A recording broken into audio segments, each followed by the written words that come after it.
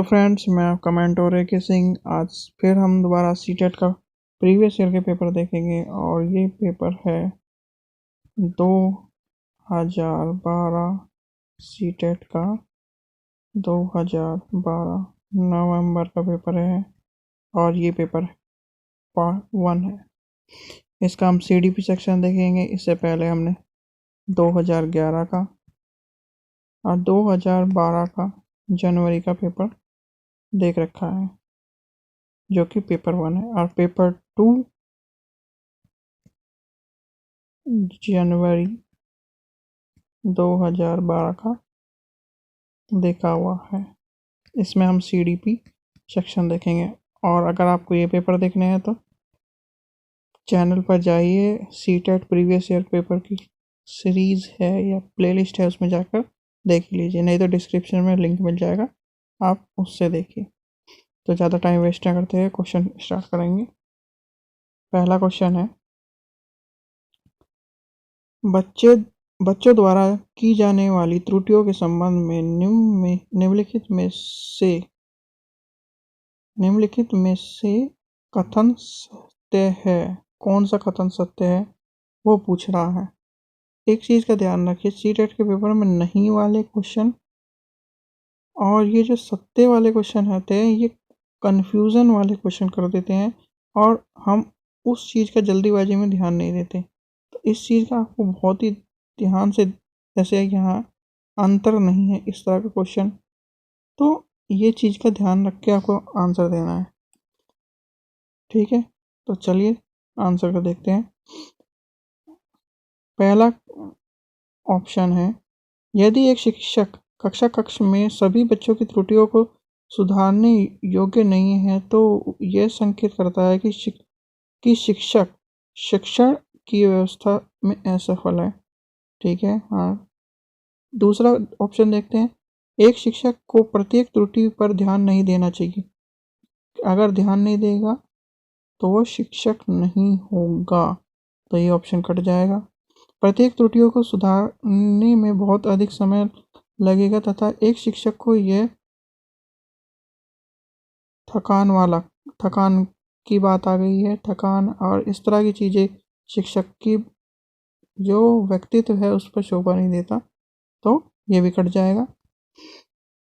Question 1 का option देखेंगे, D को कैसे काटेंगे हम, या डी ऑप्शन क्या कह रहा है, स्वयं बच्चों द्वारा त्रुटियों को सुधार जा सकती है, इसलिए शिक्षक को उन्हें तुरंत ही नहीं सुधारना चाहिए। ये भी ऑप्शन है, क्योंकि देखिए ये तीनों ऑप्शन कट गए।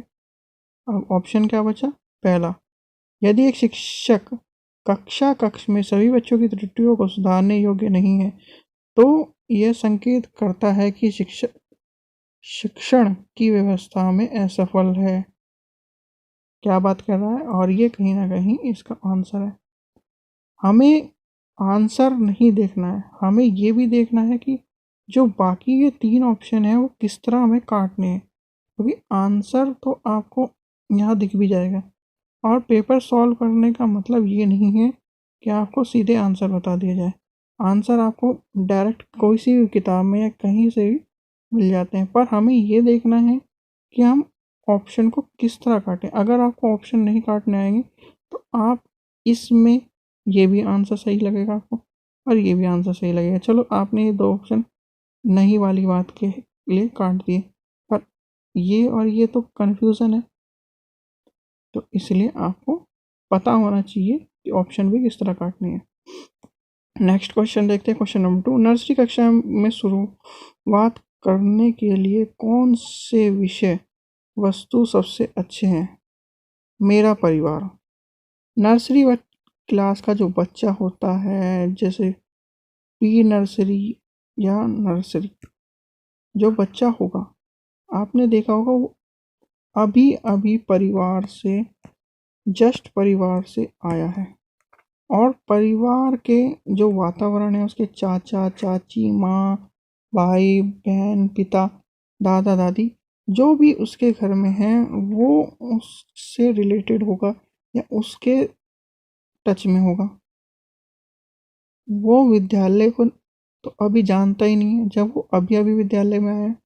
प्रिय मित्र, उसका प्रिय मित्र जो उसके आस पड़ोस के होंगे उसमें होगा। पड़ोसी जो उसके आस पड़ोस के होंगे उसमें भी कम इन्वॉल्व होगा। पर जो परिवार है उसमें सबसे ज़्यादा इन्वॉल्व होगा। तो उसको जो विषय वस्तु है किस तरह की अच्छी रहेगी, परिवार की। तो इसका आंसर क्या होगा, मेरा परिवार। ये इस तरह भी क्वेश्चन पूछा जा सकता था कि एक जो नर्सरी का बच्चा है उसे शुरुआत में किस तरह की बातें पूछनी चाहिए या किससे रिलेटेड बातें पूछनी चाहिए, तब भी उसका आंसर होगा परिवार। नेक्स्ट देखते हैं हम क्वेश्चन नंबर 3। प्राथमिक कक्षा में सकारात्मक वातावरण निर्माण करने के लिए एक शिक्षक को क्या करना चाहिए। विभेद नहीं करना चाहिए और प्रत्येक बच्चे के लिए सामान्य लक्ष्य सुनिश्चित करने चाहिए। ठीक है। समूह गतिविधि के दौरान जिम्मत के आधार पर उन्हें अपने समूह बनाने की अनुमति देना चाहिए। ठीक है। सकारात्मक अंक वाले कहानी सुनानी चाहिए। ठीक है। सुबह प्रत्येक बच्चे को अभिवादन कराना चाहिए।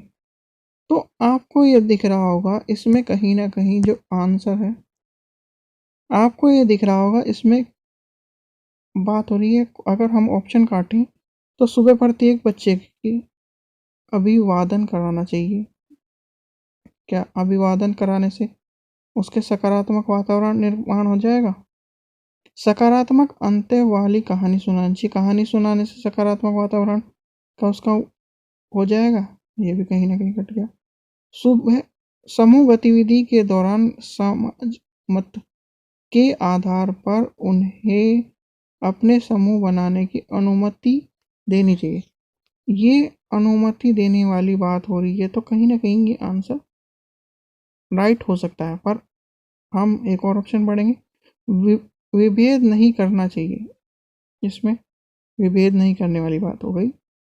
और प्रत्येक बच्चे के लिए सामान्य लक्ष्य सुनिश्चित करने चाहिए। जब विभेद नहीं करेगा और सामान्य लक्ष्य सुनिश्चित करेगा तो ये अप्रोप्रिएट आंसर है और ये क्लासरूम की बात कर रहा है, क्योंकि क्लासरूम में हमें सबको एक साथ लेके चलना है और वो भी प्राइमरी में। क्योंकि प्राइमरी का बच्चा जो होता है उसे अगर एक ही दिशा में लेके चले, आपने देखा होगा सभी बच्चे अगर प्राइमरी में ABCD या क्या क्या क्या क्या या जोड़ना घटाना अच्छी तरह जानते हैं, तो वो उच्च कक्षा में भी जोड़ना और घटाना जान लेते हैं, अच्छी तरह पढ़ना जानते हैं। तो यहाँ पर बच्चे को एक ही राह में सबको एक साथ लेके चलने की बात होती है, विभेद नहीं या भेद नहीं करा जाता। तो इसका आंसर क्या होगा, ये नहीं होगा। इसका आंसर होगा पहला। कक्षा प्राथमिक कक्षा के सकारात्मक वातावरण के निर्माण के लिए क्या करना चाहिए, विभेद नहीं करना चाहिए। पहली बात तो विभेद नहीं करना चाहिए, और विभेद करना ही क्यों बच्चे के साथ। और दूसरा क्या है, प्रत्येक बच्चे के लिए सामान्य लक्ष्य सुनिश्चित करने चाहिए। नेक्स्ट देखते हैं हम नेक्स्ट क्वेश्चन नंबर 4।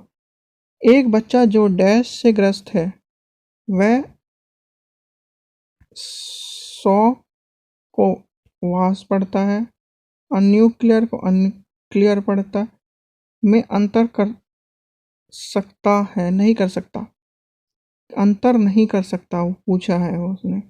तो आपको ये पता होगा जब इस तरह की बीमारी जो वो B को D पढ़ता है, तो पढ़ने वाली बीमारी क्या होगी, डिसलेक्सिया। और अगर वो B को D लिखता है तो क्या कौन सी बीमारी होगी, डिसग्राफिया। लर्निंग डिसेबिलिटी की वीडियो क्या नाम चैनल पर पड़ी हुई है, आप उसे जाकर देखें। जो टिप और ट्रिक्स वाली जो प्लेलिस्ट है या CDP वाली प्लेलिस्ट है उसमें आपको ये मिल जाएगी, आप उसमें जाकर या देखें।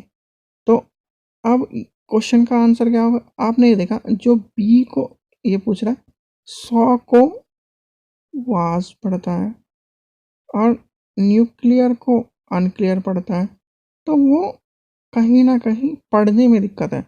और पढ़ने से संबंधित विकार कौन सा है? डिसलेक्सिया। अब डिसलेक्सिया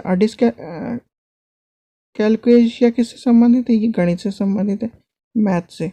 और डिसफेमिया जो ये सारे डिसकैलकुलेशिया, डिसलेक्सिया और डिसग्राफिया, ये 3 मोस्ट इम्पोर्टेंट हैं जो लर्निंग डिसेबिलिटी की जो बीमारियां हैं या अक्षमता है, ये हर हालत में आपको पेपर में मिलेंगी। पेपर 1 में भी मिलेगी, पेपर 2 में भी मिलेंगी। इसलिए इस चीज़ को ध्यान में रखकर इसे याद करें। बस आपको ये 3 ही ऊपर की, डिसलेक्सिया, ग्राफिया और कैलकुलेशिया, ये हर हालत में याद करके रखनी है। और इसकी ट्रिक जो है चैनल पर मिल जाएगी आपको। नेक्स्ट क्वेश्चन देखेंगे, क्वेश्चन नंबर 5। निम्न में से कौन सी विशेषता समस्या समाधान उपागम का विशेष चिन्ह है? समस्या समाधान के लिए हमें क्या करना है? सबसे पहले देखेंगे ऑप्शन। पहला ऑप्शन क्या कह रहा है? समस्या मौलिक होती है। अच्छा जी, ये कट जाएगा।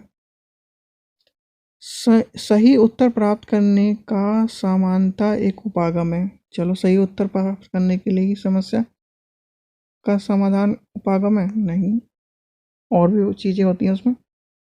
समस्या केवल, अब यहाँ पर एक केवल टैग वर्ड आ गया और ये टैग वर्ड है, नेगेटिव टैग वर्ड है और नेगेटिव टैग वर्ड है, तो हम बिल्कुल इसे सबसे पहले काट देंगे आंसर को। क्वेश्चन का जो ऑप्शन बचा है डी, और डी जब तीनों कट गए तो ऑप्शन कहीं ना कहीं डी होगा, तो हम इसे पढ़ेंगे। सामान्य कथन में संकेत अंतर्निहित रूप से दिए होते हैं। अब इसमें क्या बात कर रहा है? उसे संकेत अंतर्निहित रूप से दिए होते हैं, जो कहीं ना कहीं उसे डायरेक्शन की बात कर रहा है, संकेत की बात कर रहा है। तो जब संकेत देगा समस्या समाधान उपागम में, तभी तो क्या नाम सॉल्व करेगा। आपने देखा होगा जब छोटे बच्चे को हम बहुत सारी चीज़ें सिखाते हैं, तो सिखाने में कहीं ना कहीं उसे क्लू छोड़ते हैं, जिससे वो क्लू से कहीं ना कहीं फर्स्ट से सेकंड से अटैच रहे, सेकंड से थर्ड, थर्ड से फोर्थ, फोर्थ से फिफ्थ, और वो उस चीज़ को प्राप्त कर सके।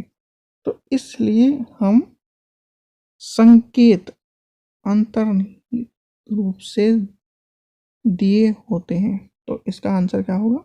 समस्या कथन में संकेत अंतर्निहित से दिए होते हैं। ठीक है, क्वेश्चन नंबर 5 का ऑप्शन डी। क्वेश्चन नंबर 6 देखते हैं। प्रतिभाशाली विद्यार्थी जो होता है, आप सबसे इम्पोर्टेंट बात ये देखिए, क्लास में 3 तरह के बच्चे होते हैं, नॉर्मल, प्रतिभाशाली और स्लो लर्नर। और एक टीचर को इन तीनों को ही ध्यान में रखकर पढ़ाना होता है, क्योंकि वो ना प्रतिभाशाली के ऊपर डिपेंड रहेगा कि प्रतिभाशाली बच्चा है तो अपने आप पढ़ लेगा, स्लो लर्नर है अपने आप नहीं पढ़ेगा, इस पर ज़्यादा ध्यान दे। तो उसे एक इस तरह का जो लेसन प्लान होता है उस तरह का निर्माण करना पड़ता है कि वो तीनों के ऊपर अप्लाई करे। तो इसलिए प्रतिभाशाली या कहना स्लो लर्नर या इस तरह की चीज़ों पर टीचर को ध्यान कम रखकर अपने लेसन प्लान पर जो पढ़ा रहा है उस पर ध्यान दे जाता है। क्वेश्चन देखेंगे हम, क्वेश्चन नंबर 6। प्रतिभाशाली विद्यार्थी। अब प्रतिभाशाली विद्यार्थी शिक्षकों से स्वतंत्र होता है? नहीं, अगर शिक्षक स्वतंत्र होगा तो प्रतिभाशाली विद्यार्थी क्या नाम कुछ पूछेगा ही नहीं। प्रतिभाशाली विद्यार्थियों में भी बहुत सी चीज़ें उसको समझ नहीं आती, तभी तो वो पूछेगा। स्वभाव में अंतर्मुखी होता है, स्वभाव में अंतर्मुखी होता है, ये भी गलत हो जाएगा। अपनी आवश्यकताओं को दृढ़तापूर्वक नहीं कह पाता। नहीं, जो प्रतिभाशाली होगा वो टीचर को बताएगा कि ये मेरी आवश्यकता है सर, मुझे इस चीज़ की हेल्प चाहिए, या मुझे इस तरह बुक चाहिए, मुझे इस तरह आपसे ये क्वेश्चन पूछना। वो प्रतिभाशाली बच्चे के लक्षण हैं। जब समस्या को सॉल्व करने के लिए अपने उत्तेजित रहेगा, अपनी प्रतिभा को उजागर करेगा, संज्ञानात्मक उसका विकास होगा, तभी तो वो प्रतिभाशाली में काउंट होगा। आखिरी क्या बचा? अपने मान के अंतर निर्भर होगा। अपने निर्णयों पर जो वो होगा वो अंतर निर्भर होगा। जैसे उसे किसी काम को करना है, उसे करना है कि आज मेरे को होमवर्क करना है, कि वो किसी भी की भी हेल्प नहीं लेके अपने आप या आत्मनिर्भर होकर उस होमवर्क को करेगा, तभी वो प्रतिभाशाली अच्छा माना जाता है। छठे का ऑप्शन डी। क्वेश्चन नंबर 7 देखेंगे। क्वेश्चन नंबर 7 है, चिंतन के सूची प्रकरण सिद्धांत में निम्नलिखित चरण आते हैं। निम्नलिखित चरण कौन कौन से आते हैं? और इसे क्या करना है, सही चरणों मतलब क्रम में लिखना है। सही क्रम में सबसे पहले आपने देखा होगा पूर्व प्रकरण। क्या होगा सबसे पहले? पूर्व प्रक्रमण। फिर उसके बाद क्या आएगा? श्रेणीकरण। फिर उसके बाद क्या आता है? प्रतिक्रिया चयन। और आखिरी में आता है प्रतिक्रिया क्रियान्वयन। तो इसका आंसर क्या होगा? ऑप्शन क्या है इसका? डी। कहाँ है? घ, ग, ख और क। क्वेश्चन नंबर 8 देखेंगे। सीखने संबंधी या योग्यताएं सामान्यता हैं। अब इसमें सबसे ऑप्शन देखेंगे, औसत से बुद्धि लब्धि वाले बच्चे में पाई जाती है। ये कहीं ना कहीं डिफरेंस की बात कर रहा है, तो ये ऑप्शन कट जाएगा। लड़कियों की तुलना में अधिक, ये देखिए दोनों ऑप्शन आपने देखा होगा ये डिफरेंस की बात कर रहे हैं, तो ये दोनों वैसी कट गई। जैसे तीसरा ऑप्शन देखते हैं, अधिकतर उन बच्चों में पाई जाती है जो शहर, ये भी डिफरेंस की बात कर रहा है। उन बच्चों में पाई जाती है जो विशेषता जिनके पैतृक अभिभावक इस प्रकार की समस्या से ग्रस्त होते हैं। क्या बात कर रहा है? ये एक स्पेसिफिक आनुवांशिकता की बात कर रहा है, ना कि डिफरेंस की बात कर रहा है। पैतृक अभिभावक, ठीक है, जो पीढ़ी दर पीढ़ी आनुवांशिक रूप से चलते आ रहे हैं। और जो ऊपर के जो पॉइंट है वो डिफरेंस किस चीज़ के बारे में? लड़का के लड़की से, शहर वालों का शहर गांव वालों से, तो वो इस चीज़ को कहीं ना कहीं अलग करता है। क्वेश्चन नंबर 9 देखते हैं। मोनिका जो गणित की शिक्षिका है, राधिका से एक प्रश्न पूछती है। राधिका से राधिका को उत्तर नहीं मिलने पर वह तुरंत मोहन से दूसरा प्रश्न पूछ लेती है। जब उसे महसूस होता है कि मोहन उत्तर बताने में संघर्ष कर रहा है, तो वह अपना प्रश्न के शब्दों को बदलती है और मोहन को यही प्रवृत्ति क्या दर्शाती है। अब आपने देखा होगा जो टीचर है वो मोनिका मतलब लेडीज है, राधिका से क्वेश्चन पूछा, उसने उसे राधिका को उत्तर नहीं आया, तो उसने मोहन से पूछा, और जब मोहन को वो प्रश्न नहीं आ रहा तो वो उसमें प्रश्न में फेरबदल करने की कोशिश कर रही है। तो फेरबदल करने की कोशिश कर रही है, तो ये एक किसका उदाहरण है? ये एक लैंगिक पूर्वाग्रह का उदाहरण है। और लैंगिक पूर्वाग्रह की बात कौन से ऑप्शन में कही गई है? मोहन का पक्ष लेकर लैंगिक भूमिका में रूढ़िवादिता की ओर बढ़ावा दे रही है। मैडम क्या कर रही है? लड़कियों को गलत समझती है और लड़कों को सही समझती है। तो ये लैंगिक पूर्वाग्रह का उदाहरण है। क्वेश्चन नंबर 10 देखेंगे। सीखने के लिए आकलन निम्नलिखित का ध्यान रखता है, सिवाय किस चीज़ का ध्यान रखता है? विद्यार्थियों की आवश्यकता की जो आवश्यकता। देखिए जब सीखना होता है तो हम त्रुटि भी करते हैं। सीखने में सबसे इम्पोर्टेंट है त्रुटि। त्रुटि हो गई, क्षमताएं हो गई, बच्चे की क्षमताओं के अनुसार ही बच्चा सीखता है। विद्यार्थियों की अधिगम शैली, अधिगम शैली सबसे इम्पोर्टेंट त्रुटि, फिर उसकी क्षमताएं, फिर अधिगम शैली किस तरह की है, इन्हीं से वो सही आकलन या सीखने के आकलन के लिए महत्वपूर्ण है। पर विद्यार्थियों की आवश्यकता, आवश्यकता सबकी अलग हो सकती है। आवश्यकता के अनुसार अगर सिखाएंगे तो बच्चा पता नहीं क्या क्या सीखेगा। बच्चे को अगर सिखाना है मैथ, उसकी तो आवश्यकता है क्या ना हिंदी, तो मैथ सीखेगा ही नहीं। तो इसलिए आवश्यकता इम्पोर्टेंट होती है, नहीं होती मतलब। क्वेश्चन नंबर 11, एक सामान्य जुड़वा भाइयों में एक को सामाजिक आर्थिक रूप से धनवान परिवार ने गोद लिया और दूसरे को निर्धन परिवार ने। एक वर्ष बाद उनकी बुद्धिलब्धि के बारे में निम्न में से क्या अवलोकन होने की सर्वाधिक संभावना है। ये क्वेश्चन ये कह रहा है कि एक परिवार मतलब एक ट्विंस बच्चे हैं दो, एक का नाम ए है, एक का नाम बी है। ए को क्या नाम बड़े परिवार ने गोद ले लिया और सी को गांव वाले ने मतलब छोटे परिवार ने गोद ले लिया।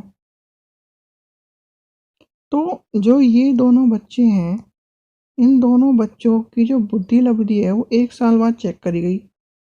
1 साल बाद जब चेक करी गई तो उनमें क्या अंतर होगा, आपको ये देखना है। अब ये कहीं ना कहीं समाज की जो आर्थिकता की बात है उसके ऊपर जोर दे रहा है। दोनों सामान्य रूप से अंक प्राप्त करेंगे नहीं, क्योंकि आपने देखा होगा वातावरण का सबसे ज़्यादा प्रभाव पड़ता है। तो वातावरण के अगर प्रभाव के हिसाब से देखें तो पहला ऑप्शन कट जाएगा। दूसरा ऑप्शन क्या है, धनी सामाजिक आर्थिक परिवार वाले बच्चे की उपेक्षा निर्धन परिवार वाले बच्चे का जो लड़का अधिक अंक प्राप्त कर देगा। नहीं, क्यों नहीं प्राप्त करेगा, देखिए।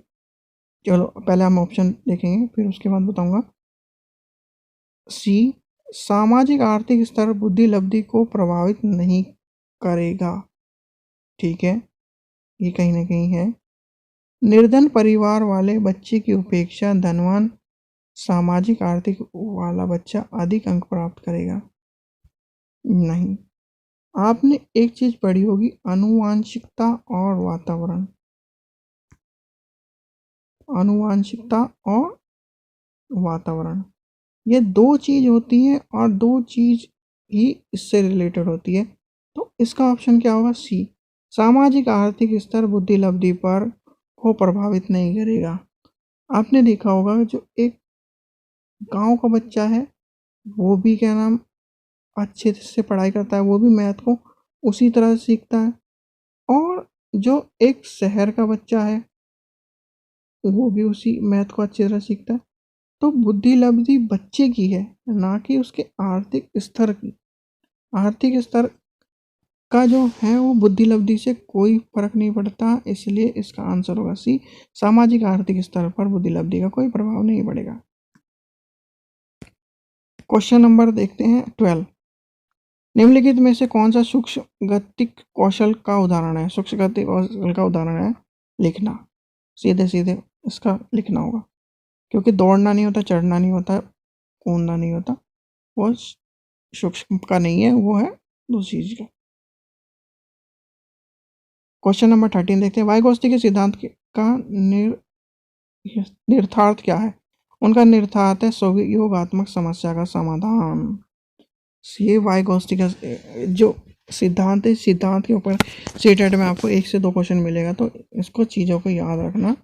वाइगोत्स्की हो गया, कोलरबर्ग हो गया, इनके मोस्टली आपको मिलेंगे और प्राइमरी में तो वाइगोत्स्की आपको मिलेगा। क्वेश्चन नंबर 13 देखते, 13 हो गया हमारा। 14 देखते हैं।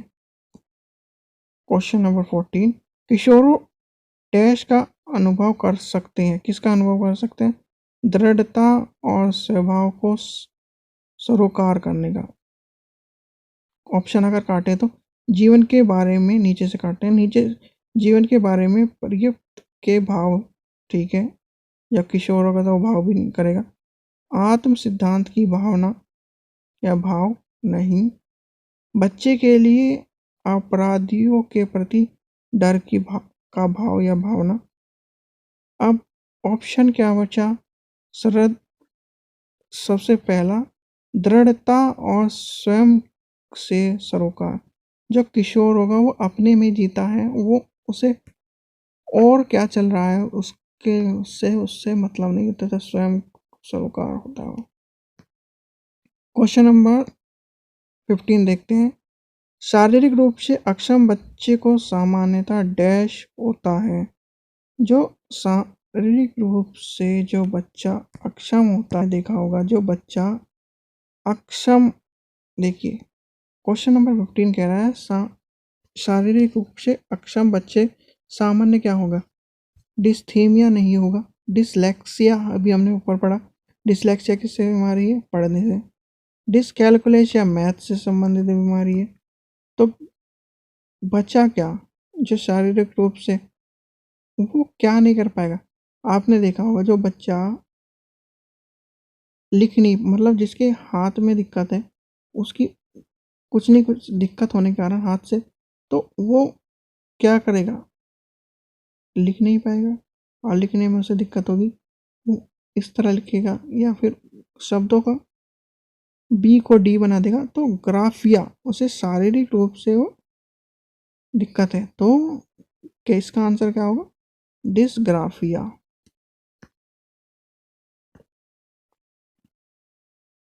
क्वेश्चन नंबर 16 देखते हैं। आंशिक पुनर्बलन बलन क्या होता है? आंशिक पुनर्बलन सतत पुनर्बलन की अपेक्षा कम प्रभावी होता नहीं। वास्तविक कक्ष में अनुप्रयुक्त नहीं होता है क्यों नहीं होता? नहीं वाली बात अभी तो आपने देखा होगा, नेगेटिव टैग वर्ड है। पशुओं को प्रशिक्षण करने की सर्वाधिक, पशुओं की बात ही नहीं हो रही, सीटेट पशुओं के लिए नहीं होता। तो ये तीनों ऑप्शन कट जाएंगे और ऑप्शन बचा सतत पुनर्बलन की अपेक्षा अधिक प्रभावित होता है। जो आंशिक पुनर्बलन होता है तुरंत वाला, वो कहीं ना कहीं सतत की जगह बहुत ही इम्पोर्टेंट होता है। क्वेश्चन नंबर 16 का क्या होगा? Option number D. देखेंगे। एक सशक्त विद्यालय अपने शिक्षकों में निम्नलिखित योग्यताओं में से किसे सर्वाधिक बढ़ावा देगा? ये कहना चाहता है एक विद्यालय अपने शिक्षकों की योग्यता, निम्न योग्यताओं में से किसे सर्वाधिक बढ़ावा देगा? अनुशासनता, परीक्षा नहीं लेगा, स्मृति के लिए नहीं होगा। तो क्या बचा? ऑप्शन नंबर बी, प्रतिस्पर्धात्मक अभिवृत्ति बचा।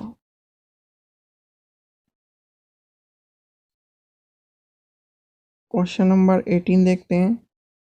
निम्नलिखित में से अंतः विषयों अनुदेशन का सर्वोत्कृष्ट लाभ यह है कि क्या होगा? अगर इसे ऑप्शन को काटें तो पाठ योजना बनाने और गतिविधियों में शिक्षकों को अधिक लचीलापन की अनुमति होती है। नहीं, लचीलेपन की अनुमति होती है, पर उसमें उस पाठ योजना के अनुसार चलना होता है एक शिक्षक को। ऑप्शन बी देखेंगे। विद्यार्थियों के सीखे गई ज्ञान को बहु स्तर में अनुप्रयोग करने और सामान्यकृत करने के अवसर प्रदान करना। अवसर एक टैग वर्ड है और कहीं ना कहीं यही आंसर होगा इसका। नेक्स्ट देखेंगे हम क्वेश्चन नंबर 19। वह शिक्षार्थी जो समृद्धि ज्ञान और शैक्षणिक दक्षता की हार्दिक इच्छा प्रदर्शित करते हैं, उन्हें के पास होता है, उनके पास क्या होता है? निष्पादन उपागम अभिवन्यस्ता। क्या होगा? निष्पागम उपागम होगा। नेक्स्ट देखेंगे क्वेश्चन नंबर 20। शिक्षक डैश के अलावा निम्नलिखित सभी को करते हुए समस्या समाधान को विद्यार्थी के लिए मजेदार बनाता है। ये एक टीचर है, टीचर अपने डैश को छोड़ सभी समस्या समाधान को विद्यार्थी के लिए मजेदार बना देता है या इफेक्टिव बना देता है। और इफेक्टिव कब बनाएगा वो?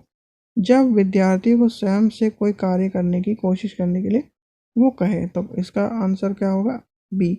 जब विद्यार्थी को स्वयं से कोई कार्य करने के लिए कोशिश कर रहा है तो उसे पूर्णतः बेशक करने के लिए कहे। क्वेश्चन नंबर 21 देखते हैं। भाषा में अर्थ की सबसे छोटी इकाई होती है। सबसे छोटी इकाई जो होती है वाक्य नहीं होता, संकेत ये नहीं होता, स्वयं होता है। समा क्या होगा? रूपम नहीं होगा, संकेत प्रयोग विज्ञान नहीं होगा। तो बचा क्या? ऑप्शन बी बचा, स्वनिम। स्वनिम बचा। तो कहीं ना कहीं ये सबसे छोटी इकाई होगी। क्वेश्चन नंबर 22 देखते हैं। बहुबुद्धि सिद्धांत निम्नलिखित निहितार्थ देता है, सिवाय किसके? सिवाय बुद्धि प्रकरण संक्रियाओं का एक विशिष्ट समुच्चय समाधान के लिए। अगर ऑप्शन काटने की बात करें तो विषयों के विभिन्न तरीकों से प्रस्तुत किया जा सकता है। बहुबुद्धि सिद्धांत विभिन्नता की बात नहीं करता, वो बुद्धि की एक विशिष्ट समुच्चय समाधान के लिए कहता है। ठीक है, अगर इसे ये भी ऑप्शन का ये बात सारी सही कर रहा था। संवेगात्मक बुद्धि बुद्धिलब्धि से संबंधित नहीं, पर नहीं की बात आ गई तो इसमें नहीं नेगेटिव टैग वर्ड है, तो ये भी कट जाएगा, ये भी कट जाएगा और ये भी कट जाएगा। ऑप्शन बचा बी। आपने एक चीज और ध्यान दी होगी, सीटेट का जो पेपर है, सीटेट का जो पेपर है उसमें अगर आपको कभी कोई क्वेश्चन ना आए और एक बड़े क्वेश्चन आते हैं और ऑप्शन आपको समझ नहीं आते, तो आखिरी में एक होता है पेपर में तुक्का मारने वाली विधि। और तुक्का मारने वाली विधि के अनुसार अगर आपको पेपर सॉल्व करना है और कभी भी आपको इस तरह का लगे कि पेपर में कोई भी क्वेश्चन समझ में नहीं आ रहा, तो आप बड़े ऑप्शन के साथ जाएं। बड़े ऑप्शन कहीं ना कहीं आपको 50% आपको वो सही मिलेगा। तो ये एक तुक्का मारने की विधि है, पर तुक्का मारने से कुछ फ़ायदा नहीं तो कुछ नुकसान भी नहीं होता, इसलिए तुक्का मारना भी आना चाहिए। Question number 23। निम्न में से कौन सा सीखने के लिए अधिकतम रूप से अभिप्रेरित करता है? क्या लक्ष्य के प्राप्ति में व्यक्तिगत संतुष्ट। जब तक कोई लक्ष्य नहीं होगा, आप मान लीजिए आप सीटेट को पास करना चाहते हैं। अगर सीटेट आपका लक्ष्य नहीं होगा, आप सीटेट क्यों पास करना चाहते हैं? सीटेट को पास करने का लक्ष्य है आपको जॉब। जब तक आपको जॉब का लक्ष्य नहीं होगा तब तक आप सीटेट पास नहीं करेंगे, और सीटेट पास करने के बिना आपको जॉब नहीं मिलेगी। तो आपको जब तक आपका लक्ष्य नहीं होगा तब तक अभिप्रेरित या उसका कोई फायदा नहीं होगा। नेक्स्ट देखते हैं। बुद्धिलब्धि सामान्यतः डैश रूप से शिक्षण निष्कर्ष निष्पादन से संबंधित होती है। किससे संबंधित है? उच्च से होती है। उच्च रूप से शैक्षिक शिक्षण निष्पादन से संबंधित होती है। Question number 15।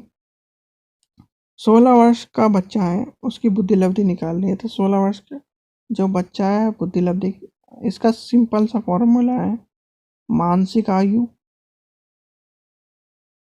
बटे वास्तविक आयु इनटू 100। ये फॉर्मूला याद कर लीजिए, जैसे इधर का है, कहाँ गया मेरा, मानसिक आयु बटे वास्तविक आयु इनटू 100। अब मानसिक आयु उसकी क्या है? मानसिक आयु उसकी पता नहीं, उससे अंक कितने मिले? 75। तो 75 अंक मिले। मानसिक आयु उसकी निकालनी है, मानसिक आयु बटे उसकी वास्तविक आयु क्या है? 16 इनटू 100। तो अब क्या किस तरह निकलेगा आंसर? इसका आंसर होगा सी। उसकी जो वास्तविक आयु है वो है 12। क्वेश्चन नंबर 16 देखते हैं। एक विद्यार्थी के पोर्टफोलियो के लिए समग्र सामग्री का चयन करते समय डैश के रूप में जरूरत होनी चाहिए। पोर्टफोलियो के बारे में आपने पढ़ा भी होगा और पोर्टफोलियो बनाया भी जाता है। एक बच्चे की विद्यार्थी की जो इसमें होती है समस्या और उसकी जानकारी का ब्यौरा रखता है टीचर। तो पोर्टफोलियो एक इम्पोर्टेंट चीज़ है। तो इसका आंसर क्या होगा? विद्यार्थियों और समावेशी। क्वेश्चन नंबर 27 देखते हैं।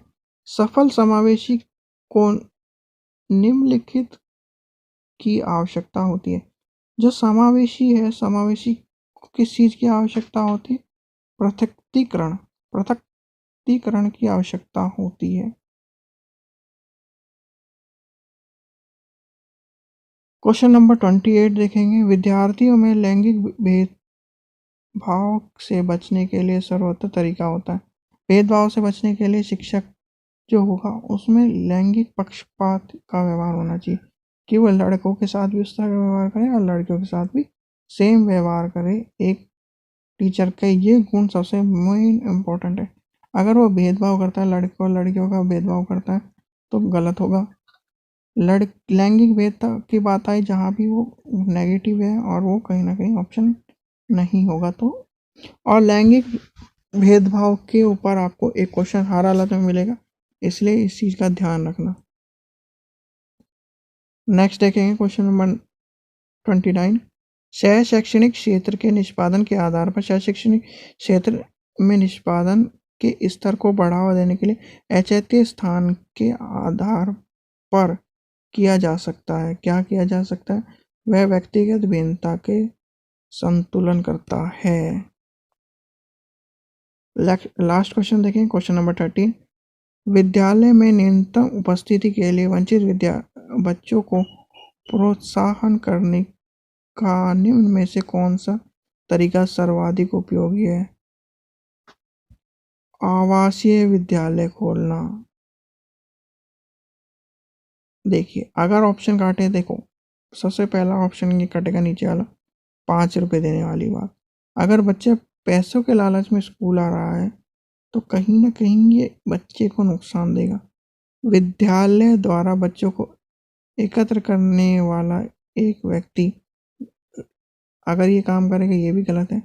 बच्चे को विद्यालय आने की अनुमति ना देने के कानून दंड की बात जहाँ भी होगी तो वो कहीं ना कहीं नेगेटिव होगा। हमें दंड नहीं देना, हमें उसको सुधारना है। तो बच्चा क्या, आवासीय विद्यालय खोलने चाहिए। आवासीय विद्यालय क्या होते हैं सबको पता होगा। तो आज हमने देखे CTET के जो नवंबर का पेपर था, नवंबर 2012 का, वो देखा। और ये पेपर 1 था, इसका हमने CDP का सेक्शन देखा। आशा करता हूँ आपको वीडियो पसंद आई होगी। वीडियो पसंद आई तो लाइक करें, शेयर करें और चैनल को सब्सक्राइब करें। Thank you.